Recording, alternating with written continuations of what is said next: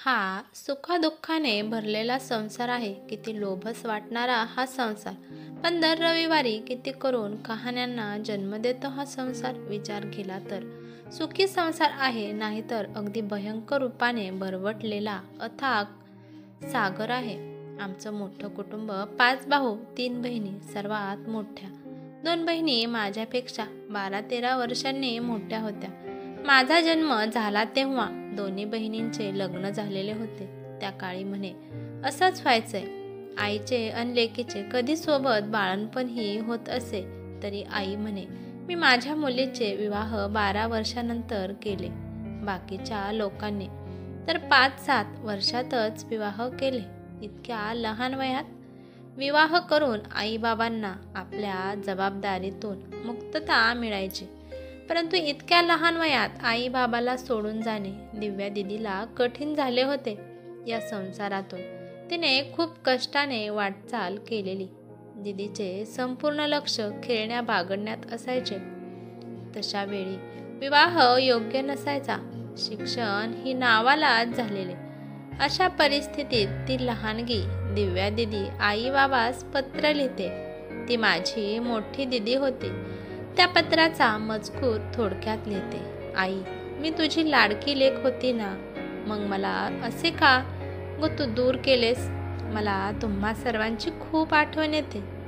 बाबाची, दादाची, आजी, आजोबाची, आपल्या घराची, गावाची, जिथे मी लहानाची मोठी झाले. माझ्या जिवलग मैत्रिणींची, माझ्या शाळेची, मला प्रत्येक वस्तूंची आठवण येते. मी सासरी येताना वळून बघितले होते. साऱ्यांच्या डोळ्यात अश्रू होते. गुलाबानेही आपली मान खाली टाकली होती, जणू मला मोठ्या मनाने निरोप देतो आहे. माझं घर म्हणत होते की आजवर ते घर माझ्यासाठी परके झाले आणि त्यांना मी कधीच पाहिले नव्हते. तिथे मी येऊन बसले. ही कसली ग आई रीत, परंपरा, या हिंदू संस्कृतीचे नियम. हे नियम मुलींसाठीच का आहेत? हा नियम मुलांना का लागू होत नाही? त्यांना आपलं हक्काचे घर का नाही सोडावे लागत? आम्ही काय वस्तू किंवा जनावर आहोत? आम्हा मुलींनाच सासरला येऊन संसार करावा लागत असतो. साऱ्या सहन करून दिवस काढावे लागत असतात. असे कोणते पाप आमच्या हातून घडत असते? वरून आई तुझी शिकवण माझ्या चांगलीच लक्षात आहे. आई, मी तुझी लाडकी लेक ना, मग तू का कन्यादान केलंय माझं? मी काय गाय आहे किंवा प्राणी आहे? मला का तू दान समजून दिले आहे?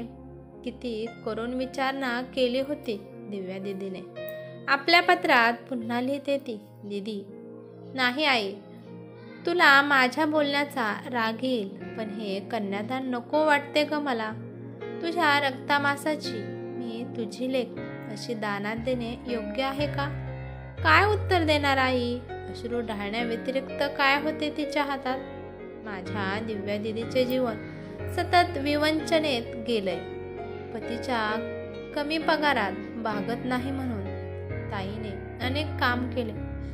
विवाहानंतर ग्रॅज्युएशनपर्यंत शिक्षण घेतले. शिवणकाम करून आपल्या संसाराला हातभार लावला. नंतर इतर मुलींना स्वतः प्रशिक्षण देत गेली. सरकार मान्यता मिळवून प्रशिक्षण केंद्र प्रस्थापित केले. पती पत्नी एक दुसऱ्याचे पूरक असल्यामुळे त्यांचा संसार व्यवस्थित व नीटनेटका दिसायचा. अथक मेहनत करून आपल्या संसाराला हातभार लावला. 3 मुलांचा सांभाळ करून जिल्ह्याच्या ठिकाणी छोटेखानी 3 रूमच घर उभारले. मुलांना चांगलं शिक्षण दिले. मोठा मुलगा इंजिनियर झाला, दुसरा मुलगा डॉक्टर झाला, मुलगी MSc झाली. आता दिव्या दिदीचे सुखाचे दिवस आले होते. 4ही कडून लक्ष्मीची कृपा होती. आताशी मोठा बंगला घेतला होता. संसार कसा दृष्ट लागण्यासारखा भरला होता. जिल्ह्याचे ठिकाण असल्यामुळे 4ही दिशेने येणारे जाणारे पाहुणे, मित्रमंडळी सारखी वर्दळ चालूच असायची. अर्धरात्री, पहाटे, सकाळी कधी पण पाहुणे येत असत.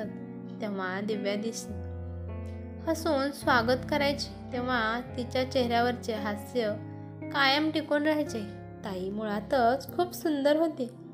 तिच्या खुल्या स्वभावाने व समंजसपणाने सर्व नातेवाईकांचा दिदीवर विशेष लळा होता. ताईची कधीही कोणावर नाराजी नाही की रुसणे नाही. तब्येत जर दाखवायची असेल तर पेशंट आधी ताईकडे यायचा.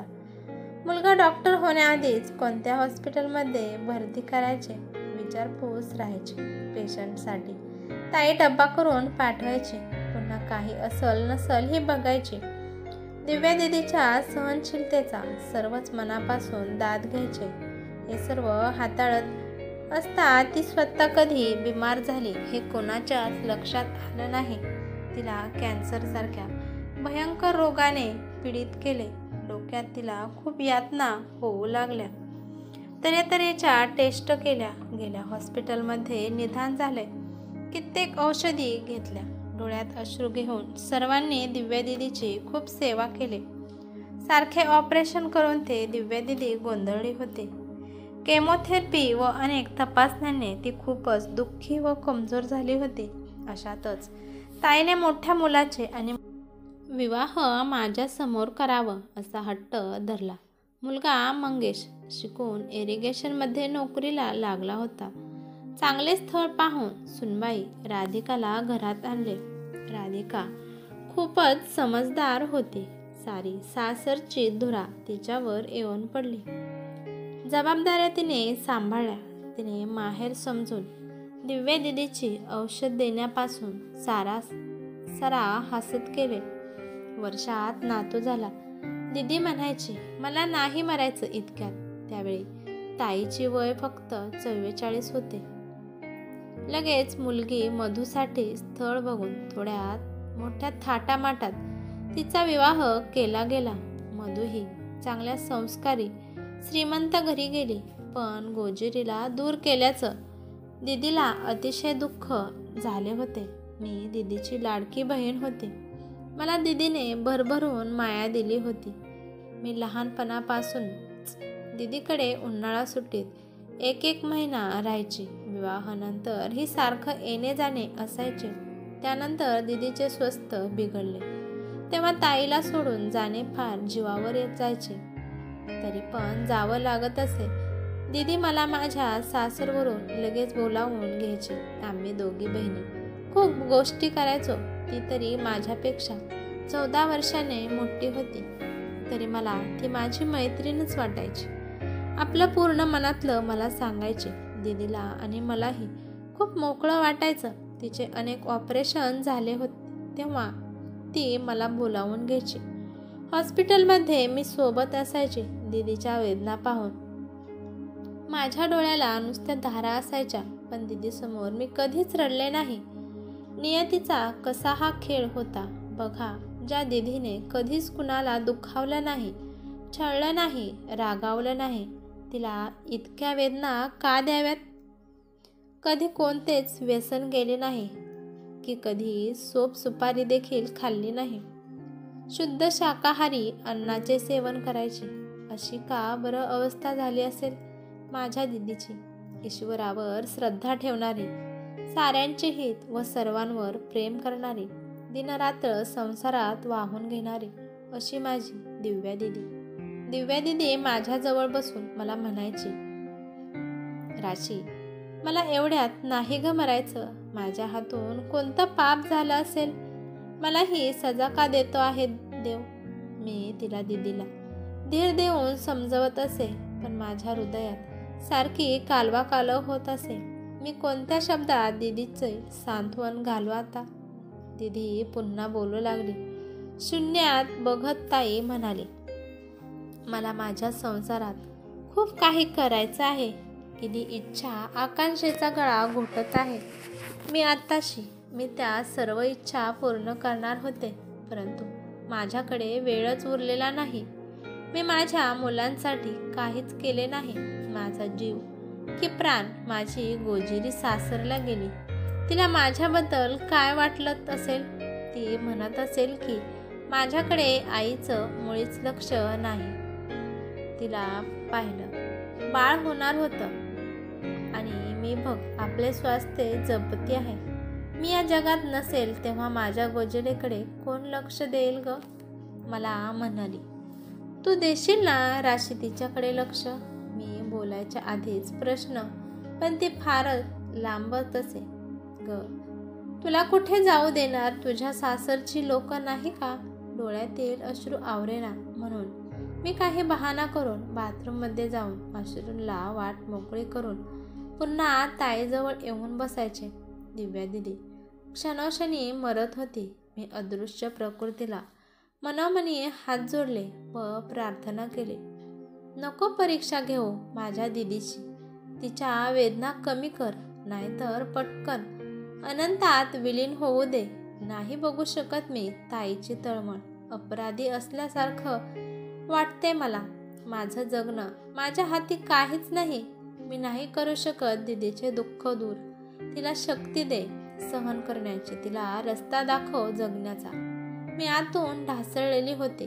मी ताईचे मनोबल वाढवण्याचा खूप प्रयत्न केला. तसे घरी सारेच दिदीला धीर देत असे, पण दिदीचे दुःख काही केल्या कमी होईना. मी आपल्या सासरी आले. तिथे मला सतत दिदीच दिसायची. काही दिवसानंतर मला स्वप्न पडले होते. दिव्या दिदी स्वप्नात माझ्या घरी आली आहे. मी झोपेतून उठून खाली हॉलमध्ये आले. उल्हासून म्हणाले, दीदी आली ना? कुठे आहे माझी ताई? तेव्हा माझे कमलनयन मोबाईलवर कोणाशी तरी बोलत होते. सासूबाई पण जवळच उभी होती. माझ्या प्रश्नाचं उत्तर कोणीच देईना. मी परत विचारले असता माझे पती माझ्याकडे सारखे बघत उभे राहिले. त्यांच्या तोंडातून शब्दही निघेना. तेव्हा सासूबाई म्हणाल्या, तुझी दिदी गेली ग. मी म्हणाले, आत्ताच तर आली ना. आल्या आल्या लगेच कशी गेली? माझी सासूबाई जवळ आली व येऊन माझे दोन्ही हात धरले. ग राशी, तुझ्या दिव्या दिदीचा स्वर्गवास झालेला आहे. आता फोनवर ही बातमी कळाली. मी इथेच होते. माझे काही वेळ भानच हरपले होते. सुन्न होऊन जागेवर बसले. खरी स्थिती समजायला वेळ लागला नाही. या भरल्या संसारात माझा जीवलग आधार क्षितिजा पार गेला होता. तितक्या दुरून दिदी मला पहाटेला भेटायला आली होती. मनातच विचार करू लागले, जिथे प्रेम आहे तिथे अस्तित्व आहे. संसार हे स्वप्न आहे. मला भेटायला अवश्य आली होती माझी दिदी. माझी दिदी खूपच मायाळू होती. तिला माझ्या प्रेमाची जाणीव होती, म्हणून तर ती मला शेवटची भेटायला आली होती. मी निरभ्र आकाशाकडे बघितले. सूर्य निघाला नव्हता. मला एक तारा निखळताना दिसला. स्वच्छ सुंदर क्रांतिमय प्रभा घेऊन विद्युक्लतेप्रमाणे तो माझ्या सर्वांगात रुजला. ही कथा तुम्हाला कशी वाटली ते मला कमेंट करून नक्की सांगा. कथा आवडल्यास लाईक, शेअर, कमेंट